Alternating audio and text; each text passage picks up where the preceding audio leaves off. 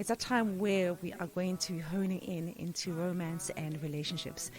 Today, we are joined by author and coach Miss Moss, whose work centers on emotional clarity, healthy relationships, and the everyday practices that help people deepen their connection. Across the globe, relationship research says that there's a noticeable shift happening. More than half of women now identify as romantics. Yet over 80% say the most meaningful affection isn't found in big gestures anymore. It shows up in the small consistent touches, the playlist someone made for you, the morning check-in, the inside joke or meme that arrives at the right time. This movement is often called micromancing. This is becoming a defining part of modern love today. For many people, especially creatives, night owls, and shift workers whose lives don't follow the traditional rhythm, these small gestures aren't just cute.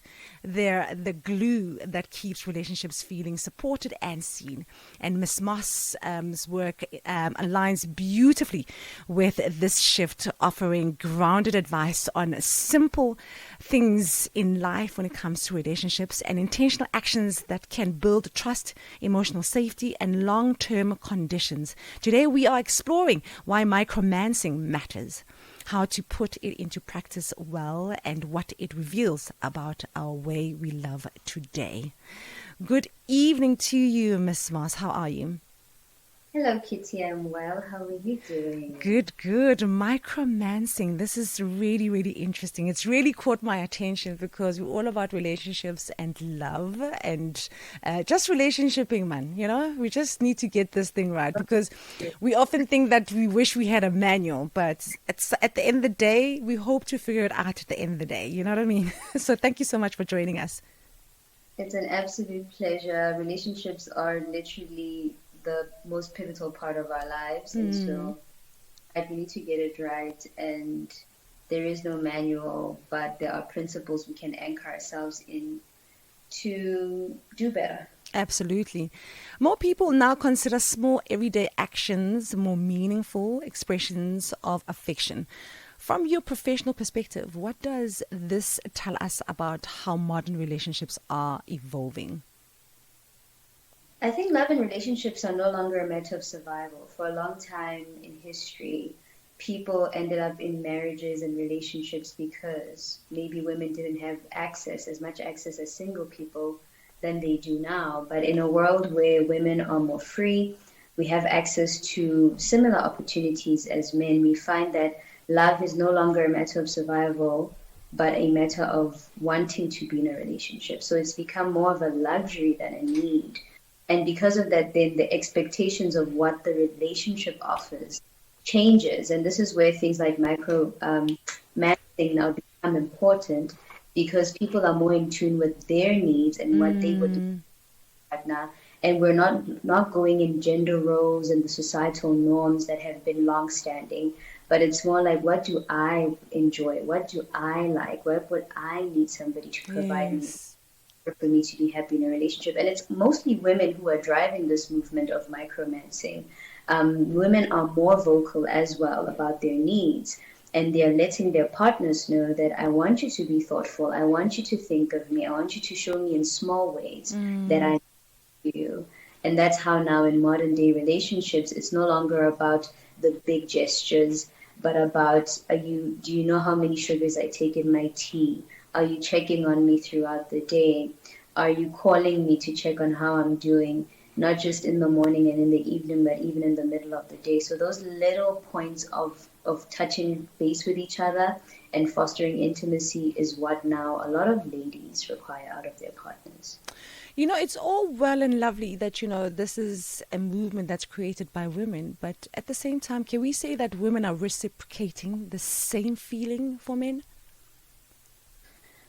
Won't be easy for me to speak for men. Yeah, I think a man would be better positioned to answer that. right. But if you look at the way our culture is set up right now, we've created an environment of female takers and a Mm, lot of things that we don't reciprocate.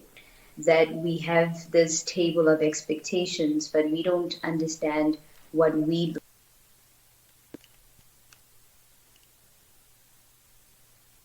Oh, we seem to have lost Miss Moss, but let's hope we get her back. So I don't know what's happened there, and I can, we can actually hear her, but she's not coming through on air. So I pray that we will be able to get hold of her. But on the line we do have Miss Moss, who's going to be.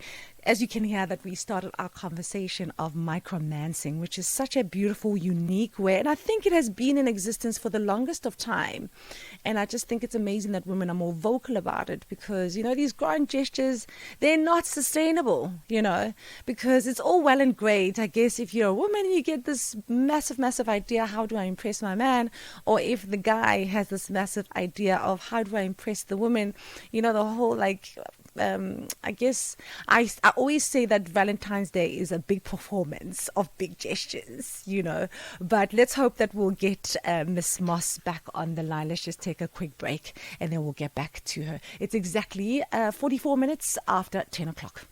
Welcome to African Diaries with me, Kitty Phetla, standing in for Shyla. This is Swavy teaming up with Young Stunner on this one. I hope you thoroughly enjoyed that.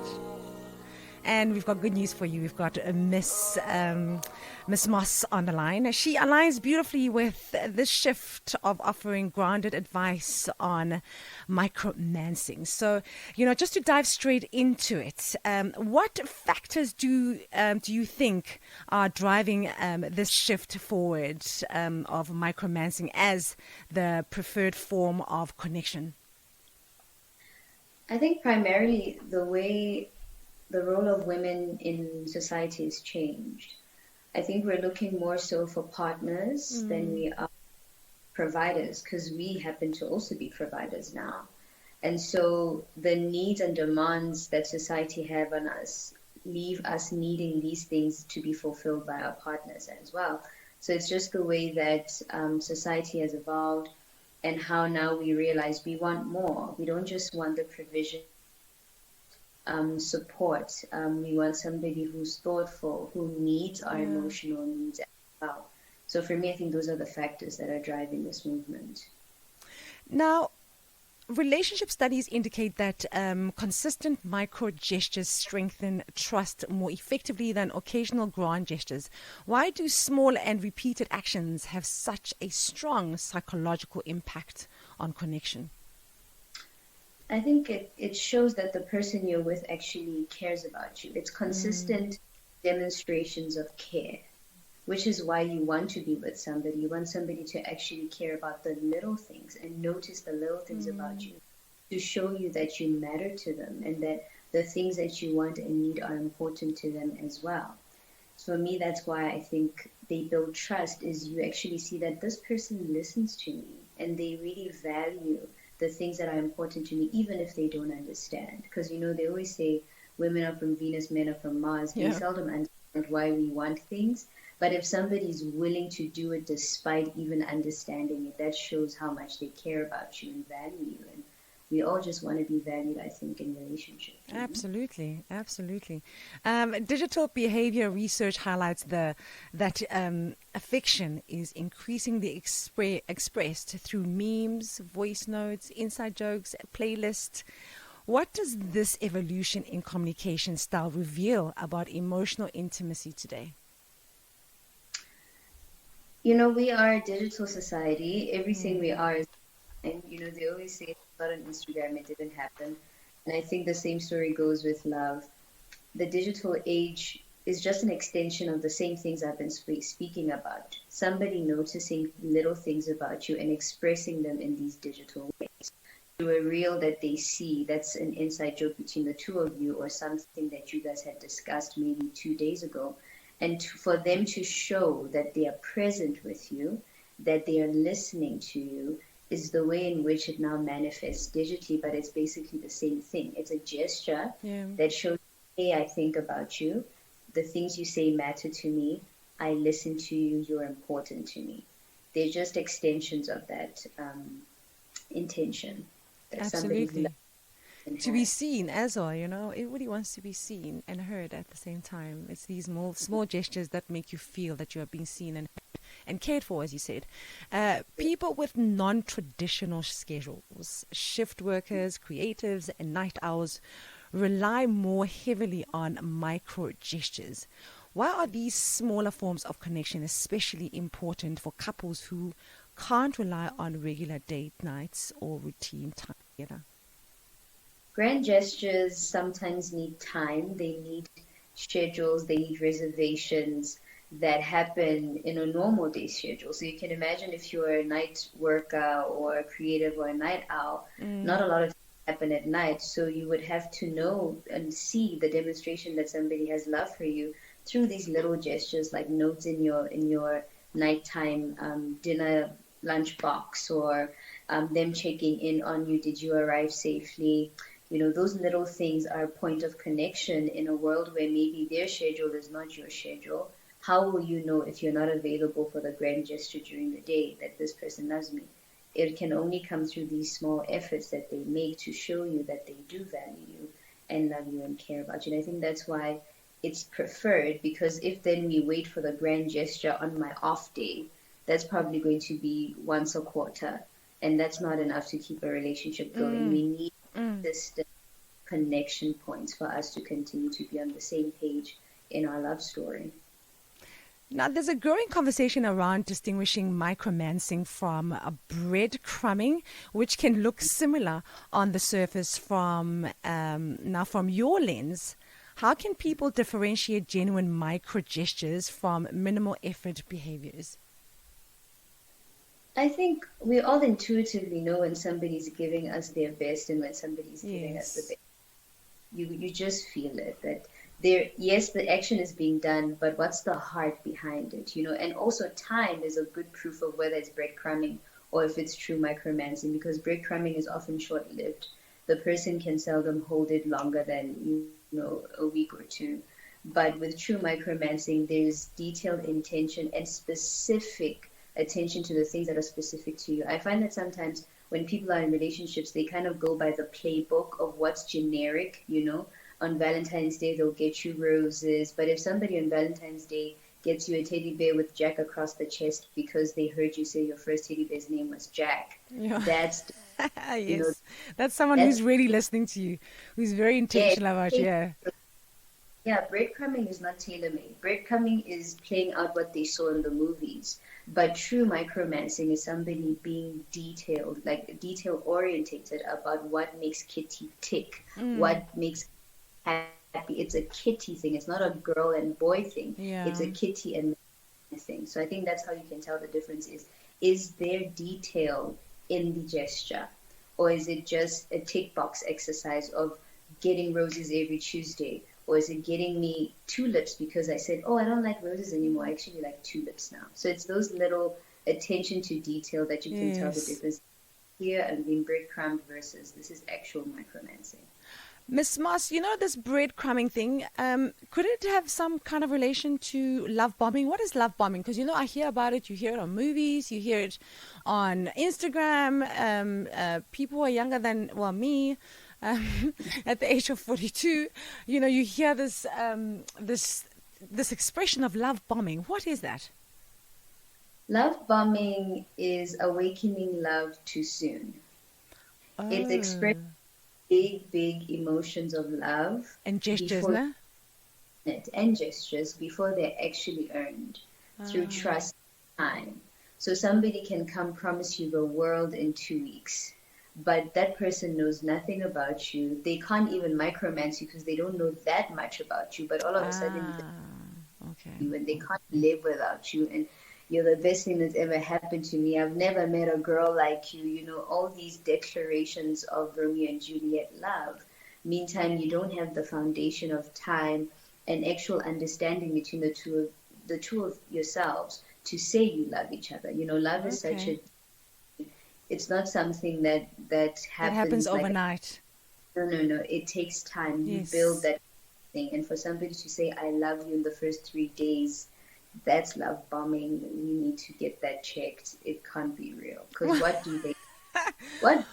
They love a They love who they think you are.